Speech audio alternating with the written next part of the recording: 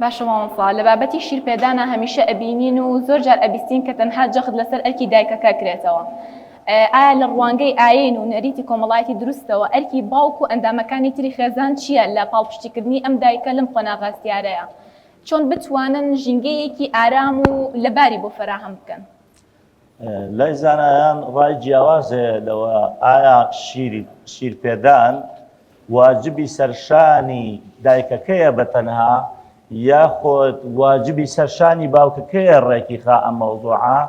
لەسەر لای شافعی کە ئێمە لە کوردستانە مەزهەبمان شافعیە، ئەو پێی وایە واجبی سەرشانی باوکە شیرپێدان ڕێک بخا و واجب نییە لەسەر دایکەکە شیرپێدانەکە جێبەجێ بکە حتا وەکو داوای ئەجری خۆی نەکا، داوای کرێی خۆی نەکا لە باوکەکە مەگە خۆی بە تەبەڕوع کاریکا. بەڵام ئەو کاتە شتێکی تر دێتە پێشەوە کە مەوزوعی ئەوەیە دایک بۆ سێ قاتی باوک پاداشی هەیە، ینی سێ بەرامبەری باوکەکە پاداشی هەیە لەبەر ئەم هۆکارانەیە کە یەکێ لە هۆکارەکانەوەی ئەو هەموو ماندووبوونەوە ئەو هەموو شۆنکۆنیە و هەڵسانەوە بەدەست بە ئەم مناڵەوە تێرکردنی و لێپێچینەوەی ئەوانە دایکانمان بەم خۆبەخشییان ئەو مەرتەبە بەرزەی بەهەشت بۆ خۆیان بەدەستێن. بۆیە واجبی سەرشانی باوکە تەماشای ئاەتەکانی سوورەتی تەلاق بکەی،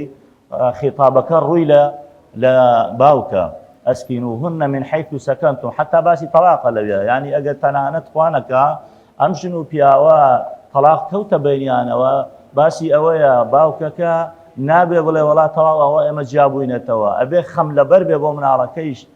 دوایی دێ باسی ئەوە ئەگەر مناڵەکە هاتبێتە دنیاوە ئەفەرمێ با دانیشن کۆنگرەیە بگرن هەردووکیان پێکەوە باسی ئەوە بکەن باش بۆەوە ئەم مناڵە نەفەوتێ نەک بەس لە خەمی خۆیان نابن جیا ببنەوە، مناڵەکە نەفەوتێ ئەبێ داوای لێ بکە. ئەگە بە خۆبەخشی وەکو دایکێ شیری دەیتێ ئەوە سوپاس دەکەم، ئەگە شیری نادەیتێ بەو شێوە وەرە کرێ دەدەمێ و سوکنات بۆ ئەسکینوهن سوکنای خۆشت بۆ دابینەکەم دانیشە لە سوکناکە و جەوێکی ئارام و لەبارت بۆ دەستە بەرەکەم لە پێناوی ئەوە ئەم مناڵەمان نەفەوتێ. ئەو جا دوایی دێ ئەفەرمێ ئەگەر هات و دایکەکە پێک نەهات لەگەڵ ئەم هاوسەری قەدیمە بۆ هاوسەری قەدیم تازە، ئەو جا ئەفەرمێ لەویا با بڕوا ئەم باوکە ئافرەتێکی تر بدۆزێتەوە شیرەکەی لەبار بێ فەسەتوڕضع له ئوخرا، یەکێکی تر بێنە کرێی بداتێ بڵێ شیر بدە بەم مناڵە بۆ.